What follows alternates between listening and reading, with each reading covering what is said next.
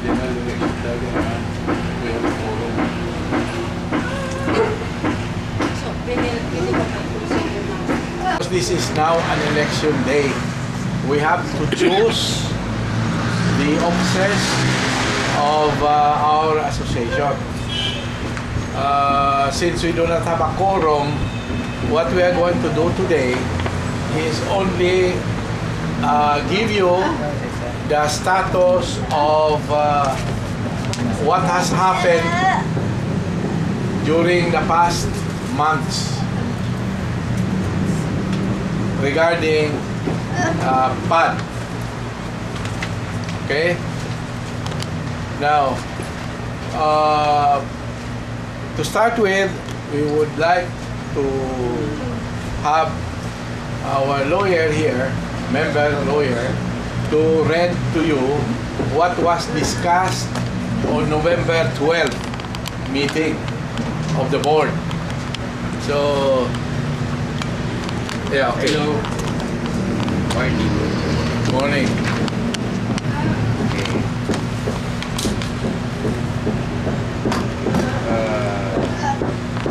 Agenda number 4. Mr. Eduardo Ortiz, our president, issued an authorization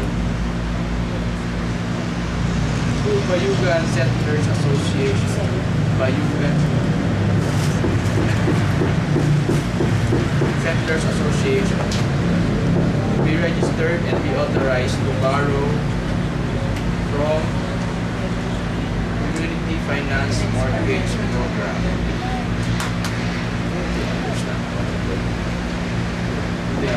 Alam na niya, siguro. Alam na niyo. Explain mo. Explain mo. Kasi glowing.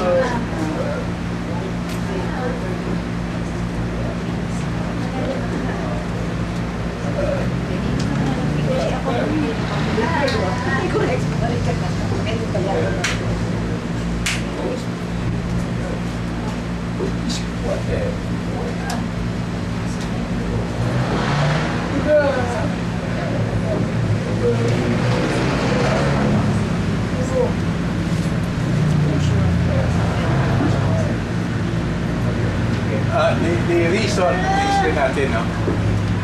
We sold part of the property of PAD through the request of the mayor of Antipolo, because there were settlers along the river bank of Bayugo that suffered a lot of many died and their houses destroyed during the Typhoon Undoy. 155 families. Okay. The mayor requested me to sell a portion of our property so that these poor settlers can be accommodated to a safer ground. Okay. Now, the reason why we sold also is that we have no money to pay back taxes, which amounted to something like 134,000. If we do not pay those taxes, our property will be taken over by the government and sold to other people. So, okay. Now, to have money to operate, we sold a portion of the property to these settlers so that we will have funds to run our organization. So far, the expenses of our organization has been shouldered by individual members, no? And because of that money that we were able to get, we were able to get 1.5 million, which was deposited in BPI account under the name of the Philippine Association of the Deaf. Okay. we paid taxes from there, and also the taxes for previous years and last year. Last year we paid 24,000 in taxes to the city of Antipolo. Okay?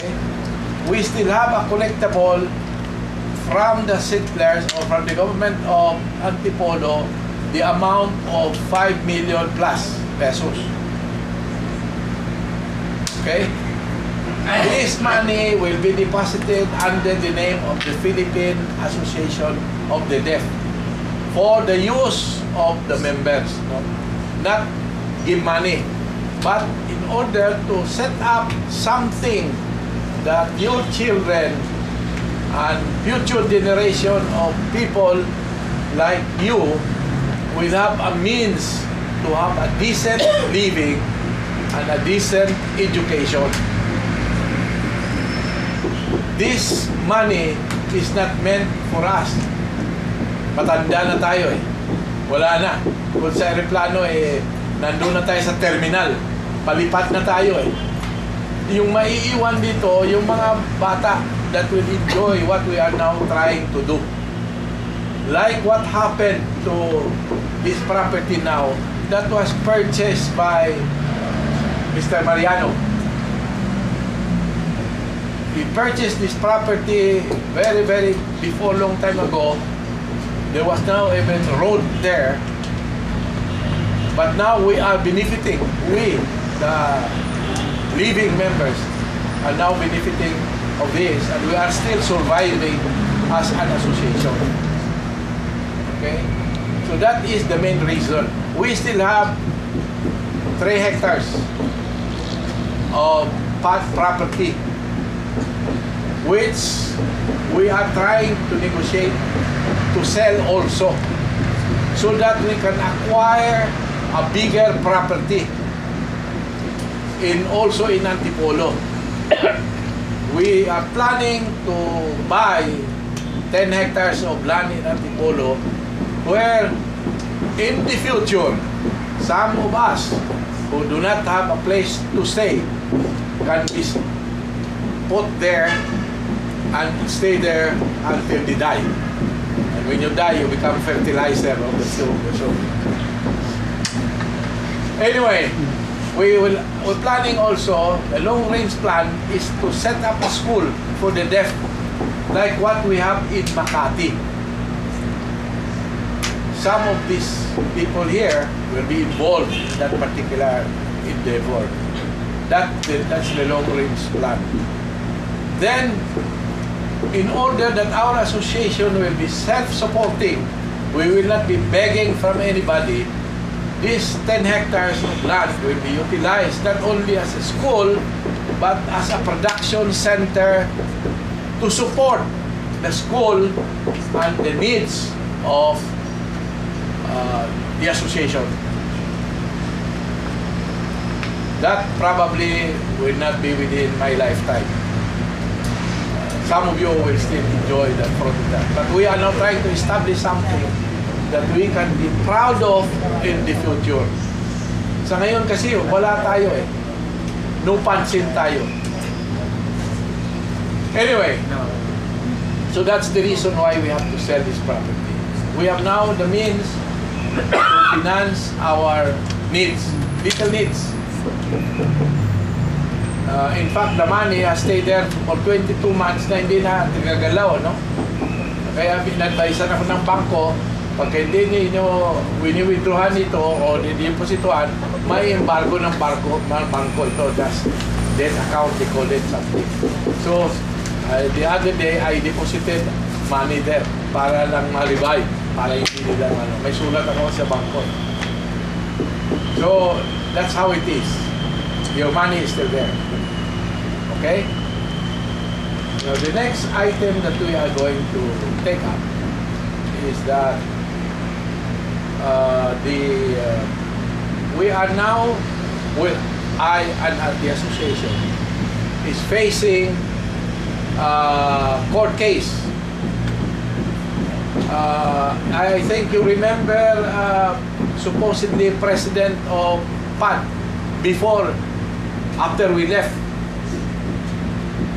because as you are aware, we were requested by some of the members to revive PAD because it seems that the money that PAD has been getting, rental of the building, etc., etc., even the PTA building which I used, we constructed before for 350,000, was made into a sari-sari store and rented. The building that we had was being rented by a religious group, and all that money went to somebody's pocket. Walang nikusing dyan na pupunta sa PAD. Now, there was a president there that claimed, si Mr. Minor, who claims to be the president. Ang ginawa ni Mr. Minor, minortgage yung ating property. Minortgage, siniraman ng, I think, ang nakikita ko noon, 3 million, no? Pinagati-hatian nila. Si Minor, 1 million. Si 1 million. Saka isang tao pa, 1 million. Wala isang kusing pumunta ro sa PAD. Wala. Kasi wala din tayong account. Eh ngayon, yung supposedly hiniraman nila ng pera, inakusa ang PAD, ako, at saka si Minor. Babayaran nyo daw yung utang. Eh yan na ngayon, ang abogado natin na magaling naman, si Attorney Roland Tan. We are lucky. He is the son of Attorney De Vera, who actually was responsible in reviving PAD. He is now helping us for free. His law firm is very expensive. You know, the acceptance, they charge by the hour when they represent.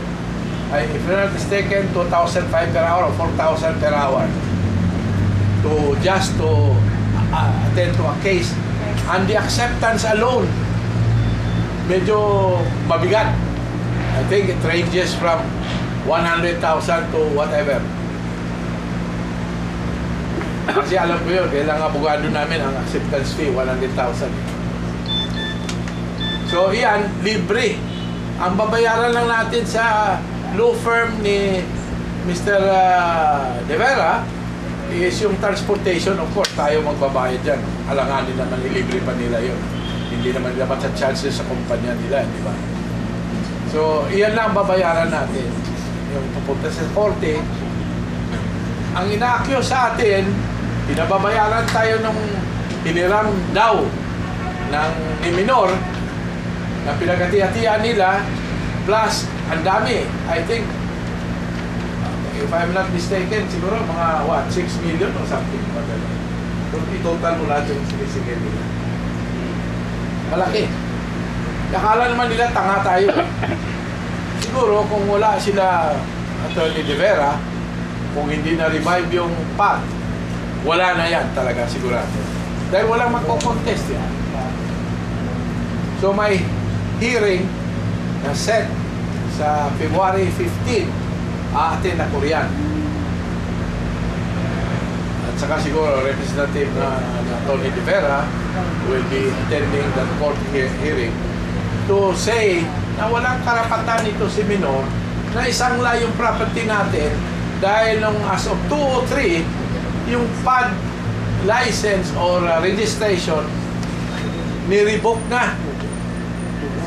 Revoke ng SEC. Now, kung na-revoke ng SEC, yung lisensya mo o registration mo, ang ibig sabihin niyan, yung korporasyon cannot operate anymore except kung i-liquidate yung mga asset, meaning pamimigay yung mga asset nila. Eh ito, humiram pa sila ng pera. Eh wala na talagang ano yan. It's not legal anymore. Now, it's up to Attorney De Vera now to argue what would be the merits of a case. I understand they are going to move for the dismissal of the case for walang cause kasi walang authority si Minor. Wala silang election, wala silang registration. Yung GIS na sinasabi, no? sa Securities and Exchange Commission yan. Wala. Wala silang meeting. So, anong authority niya? To transact for PAD. Alam mo, timely yung mga appeal ng mga some of your members, no? I think sila Doyon, sila Linda, sila Perla, na i-revive yung PAD. Dahil kung hindi natin na-revive yun, walang po question sa mga taong ito. Walang matira sa atin ni Kusing. Tatanga tayo sa hangin. Wala. So, na-save natin yan ngayon. Yung ating property intact. Nandyan na yan. Nandyan pa. For the enjoyment of the members. For the benefits of the members. Ngayon, kasi ako, no?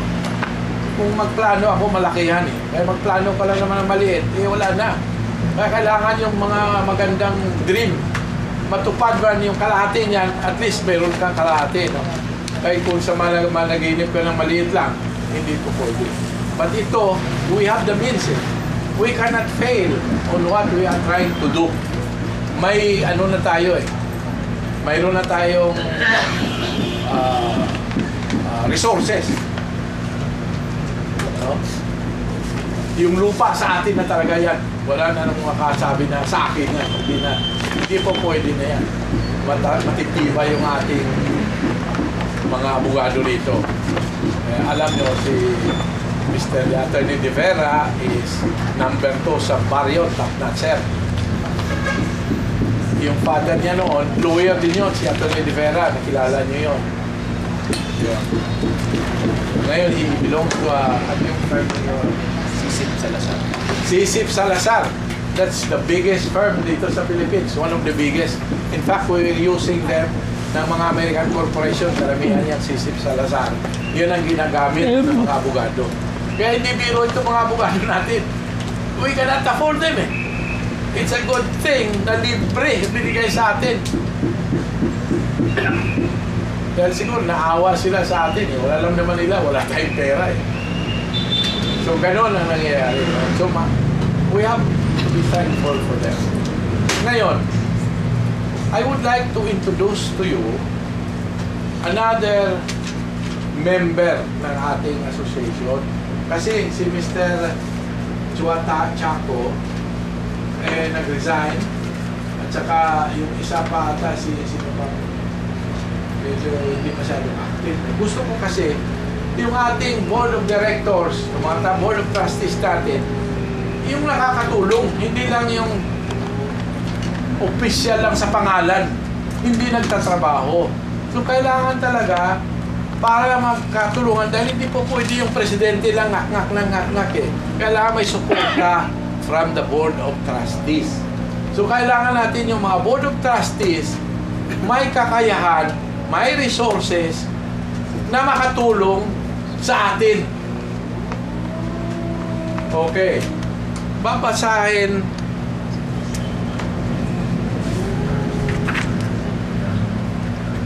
ito yung ating isang magiging abogado. Si Attorney Rolando Tan. Rolando yan. Rolando. Ito yung nag-accept na ngayon na board of directors. Ngayon lang, hindi siya nakaka-attend dahil District Governor Group Representative siya. May meeting sila. Ngayon, ang kanyang si Attorney Rolando Tan, Doctor of Laws, Ateneo de Manila University School of Law, passed the board exam 1995. Ang kanyang major, accounting. Pumasa din siya, naging accountant din siya, like si Attorney De Vera, accountant din yun. Noong 1987, sa board examination, pumasa din siya. So, dalawa siya. CPA siya, Certified Public Accountant, at saka abogado. Ngayon, ano ito si Mr. Tan? Rene, papasukin mo. Naghahanap siya.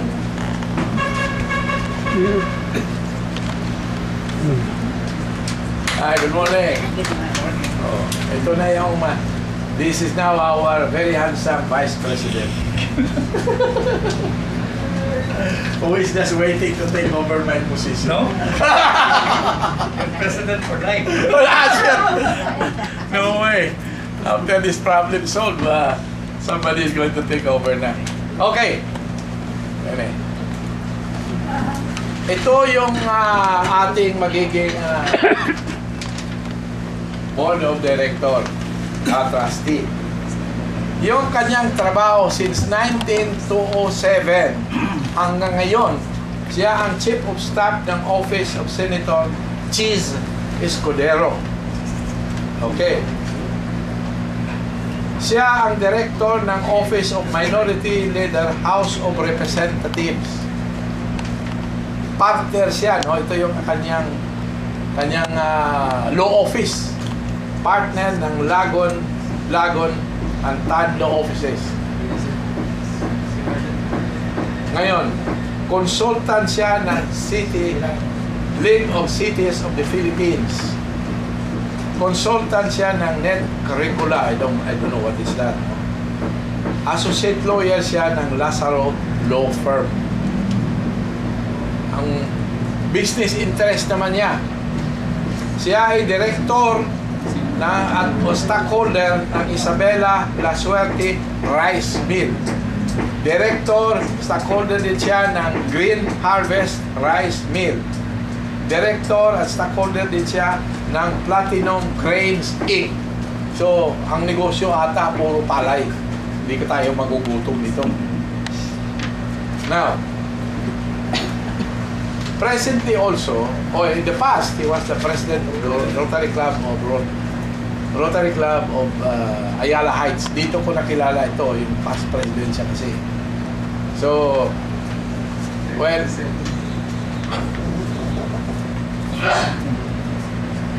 nakasabi dito, member siya ng Aguila Ladies Fraternity, Ateneo 1 yan, fraternity sa mga law yan. Now, Board of Trustees siya ng Ateneo Law Alumni Association.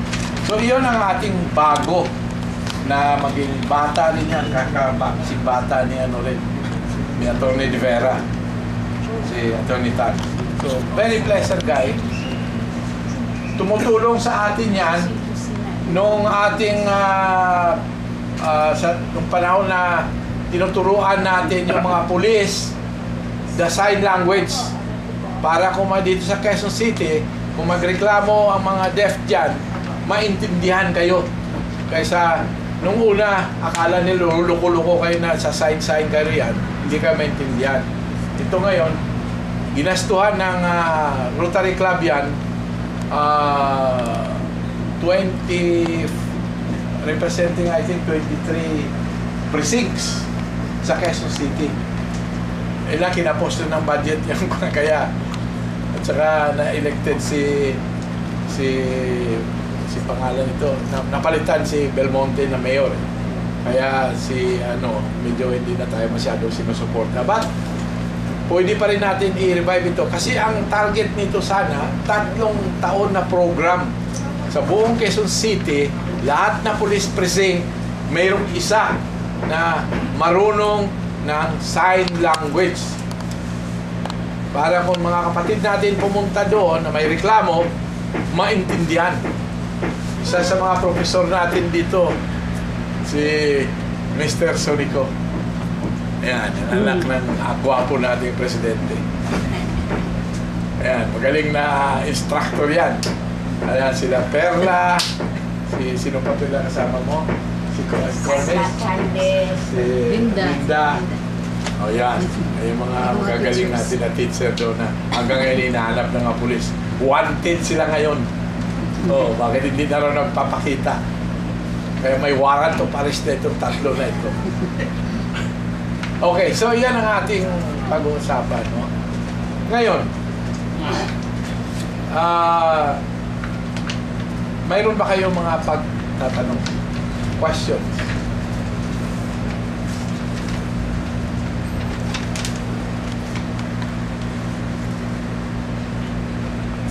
Oh, walang tanong? Hindi ba lang kayo tatanong kung papakainin kayo ngayon o hindi?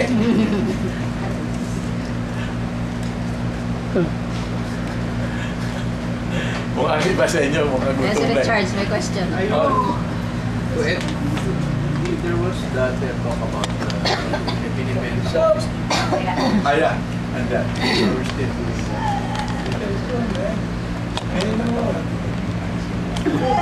Person, ninyo.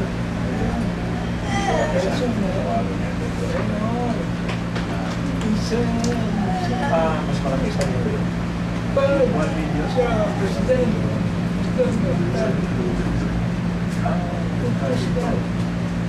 Check, wala pangalan.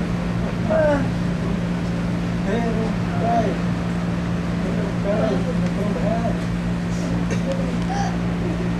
Pwede na perubahan. Ba't pangalan? Meron. Hindi alam. Kung sino? Wala namang asosasyon. Wala na po. Pag gusto pa hindi nga ating puno. Ay, masda, kapas. Meron. Makaw.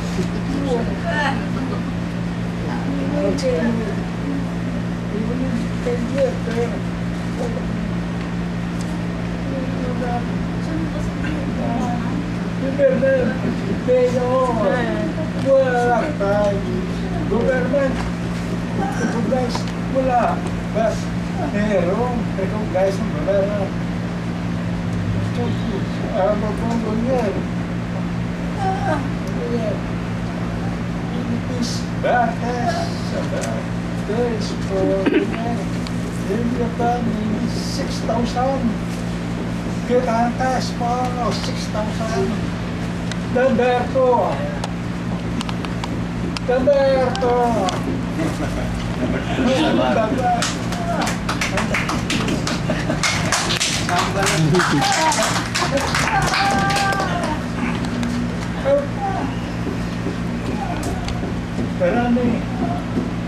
Marami lo yan.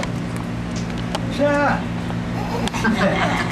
Mas marami na ho kayo alam. Kung ganito kapal, mas kapal pa daw. Thank you. Ito, no? I-pass ninyo ito para makita ninyo ang itsura ng mga bahay na pinapatayo doon. Medyo hindi pa masyadong naayos. Kasi ito, kaya ako nagkasakit siguro ng pneumonia dito dahil lakas ng ulan nung mga induction ng mga officers at saka members nitong ano, kita mo, may balde pa dito, tumutulo yung ulan sa tent. Ayan, isi-pass around ninyo.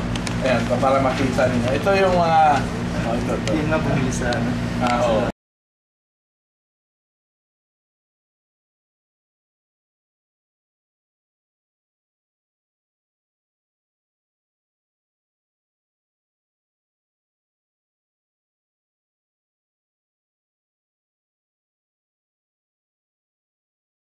Ano nila dahil sa wala pa silang funding masyado, no?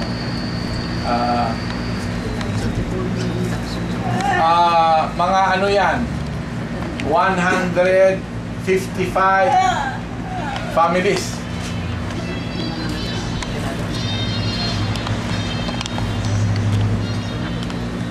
So, nag-start na sila ng paggawa ng bahay doon? Oh, meron na.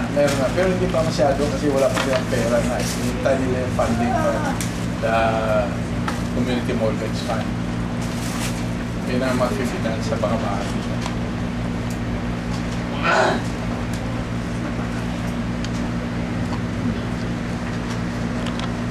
Sabihan ninyo na mag-attend sa ating meeting. Kasi tatawag tayo ulit ng general membership meeting kasi wala tayong forum. Tatawag tayo ulit ng bago katapusan ng February siguro. Para February. Para magkaroon tayo ng eleksyon. Tsaka yung mga ibitahin ninyo para biskin na ano lang, pag-attend nila, hindi naman masyadong madalas itong meeting natin eh. para malalaman nila ngayon kung ano ang nangyayari sa asosasyon natin. Oh, I have a suggestion. Maybe in the future, when this case that we have is already going on, I would like maybe some members or maybe all if possible to attend the hearing, so you will see what's happening with our case, because what is involved is very important. It involves the only asset the only asset of the organization. Also, so we can manifest to the judge that we are a legitimate organization, that we have members, because the question in this case will be the legitimacy of our organization as against to the allegation of Mr. Menor. So we have to prove that Mr. Menor is a fraud. Sino ba may kilala kay Mr. Menor? Can you ask him, who knows Mr. Menor here? I've heard of his name, met him before. Has anyone heard of his name before? Mr. Menor? Arsenio Menor. Kilala niyo ba yun? Hindi kilala. Wala. Lalo ng mga yan, walang hindi kilala. Yung mga bago ko. Who is he? In-claim na presidente ba? Minor. Oh. Pero di po siya nakilala. Never. Nakita mo na ba yung tao? Nakita mo na. Sila beses, sila nakilala. Ano ba yun? Rosalina. When we... Doon. Bayugo. Oo. Yan ang unang harang-harang doon. Kasi I have to know, Alma Jose.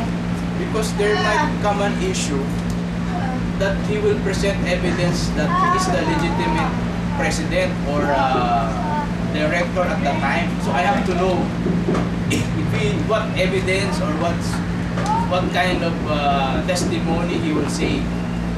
Kasi this is a question of also of evidence. I have to know who we are against with. Against who? Kasi we are against someone who's claiming that he is a creditor of PADI. But I don't know personally who these people are. Maybe you know.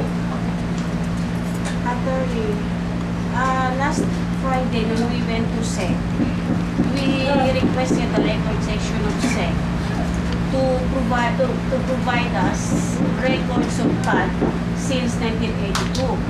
And they cannot produce record wherein we can see the name of Minor. So they really had no record. They're gonna find it. Meron akong may kopya dito ng GIS na luma pero wala naman natin pangalan. Wala talaga. Sino kaya naglagay doon? Sino kaya naglagay doon kay Minor as president? Sino ba nakakala? Ha? Si Bessie. Si Bessie. Who claims of... Miss Bessie.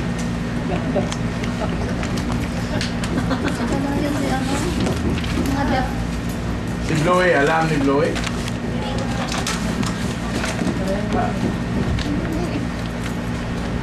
Alam mo? Pulo. Isang tipulo lang daw na niya na-meet. Before. No? But even Mrs. Ramirez, Ha? neither Mrs. Ramirez and there is a... So saan galang ito? Parang Sila lang po, di ba? parang Tapos yung kabuti lang ito Monteverde, na bigla Bessie na pa. lang lumitaw. Sila Bessie lang naman. Si Bessie. Sila Bessie lang yung dati. Sino ba si Bessie? Sino nga si Bessie? Dati siyang executive secretary ni Pereira. Nako. Pereira. Edward Pereira. Okay, so bakit naman kinukuha niya yung mga tao na ganun? Hindi niya Kasarado ba kinukuha siya? si Mr. Renisonico. Kaya nandyan lang naman. Tapos na interview. Si Dorothy pa yun, no? Si Dorothy.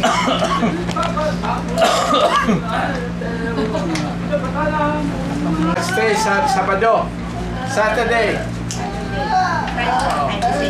You invite, ilahin ninyo yung mga kaibigan nyo na pumunta na. Kasi kailangan natin, may quorum tayo, ano? Kailangan mga at least 40 o 36. Ilan na ba tayo ngayon? Ilan tayo? Ilan ba tayo ngayon? Dito, 19, 20, 21. Oh, 14 na yan. Yeah, copy na yan. Kung may comment kayo, Yan portion na